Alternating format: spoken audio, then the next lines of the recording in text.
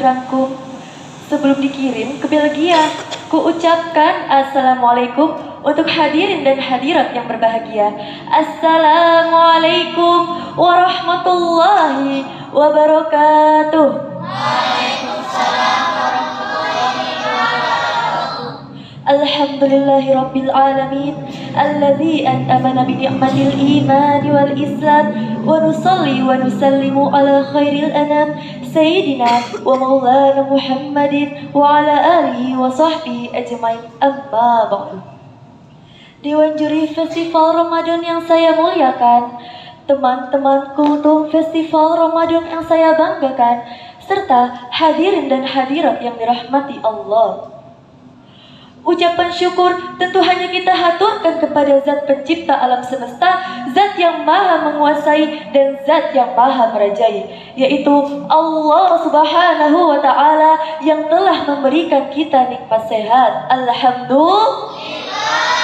Dengan ucapan tersebut, sebagai bentuk rasa syukur kita kepada Allah yang telah memberikan kita nikmat sehat, sehingga kita dapat berkumpul di tempat yang insya Allah penuh berkah ini.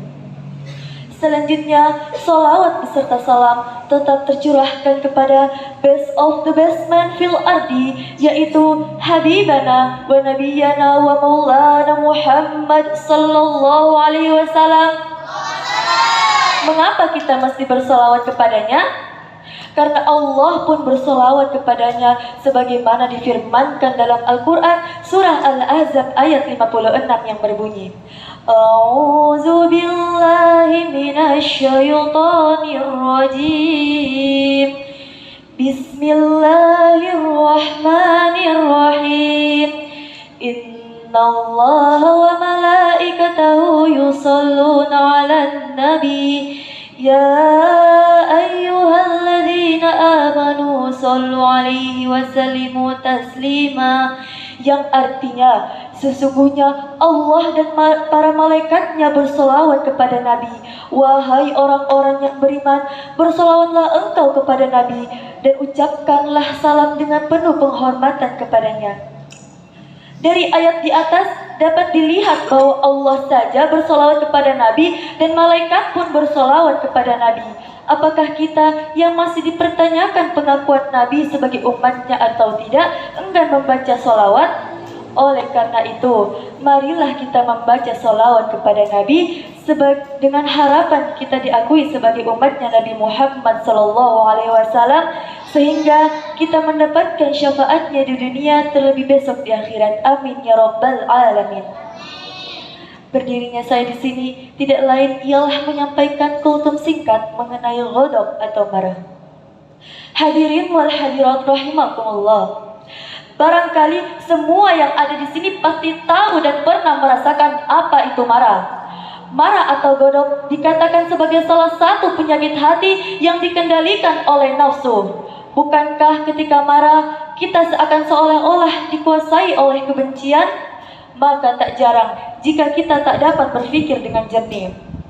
Lalu apa saja sih bahaya dari salah satu pintu setan ini? Ada yang tahu? Nah, jika tidak ada yang mengetahuinya, marilah kita membahasnya bersama-sama. Ada beberapa bahaya dari sifat ghadab, di antaranya yang pertama, dapat merusak keimanan. Yang kedua, mengundang murka Allah di dunia dan laknat Allah di akhirat. Yang ketiga, menyulut api kebencian, hasut, dendam, dan permusuhan sekaligus memutus tali persaudaraan.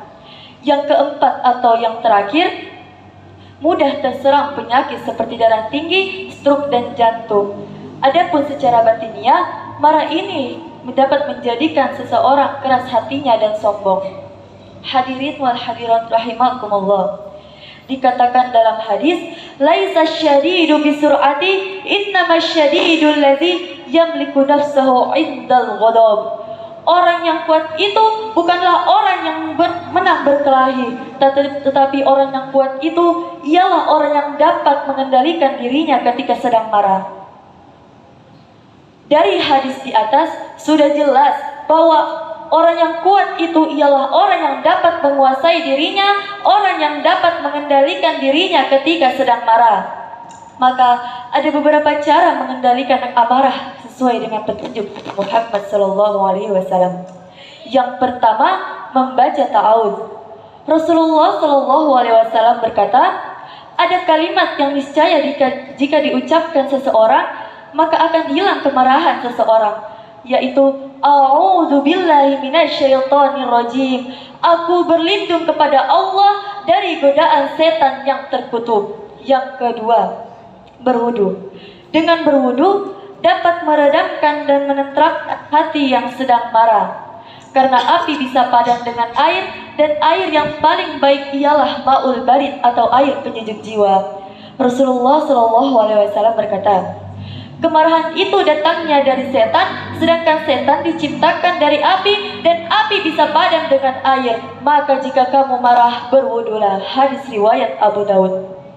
Yang ketiga, diam. Diam merupakan perbuatan yang mulia, sekaligus salah satu cara untuk mengantisipasi muncul luapan marah.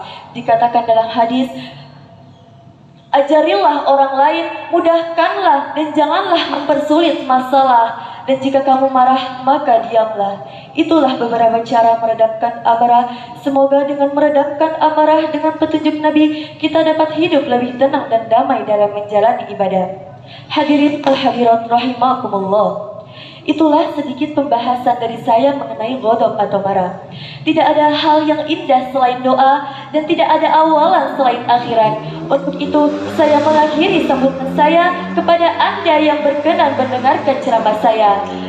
Jika baik, maka ambillah, dan jika itu sesuatu yang buruk, maka buanglah jauh-jauh. Sekian dari saya. Unzur maqala wa la tanzur maqala. Aqulu qawli hadza wa astaghfirullahi li wa lakum wastaghfiruh innahu huwal ghafurur rahim. Wassalamu alaikum warahmatullahi wabarakatuh.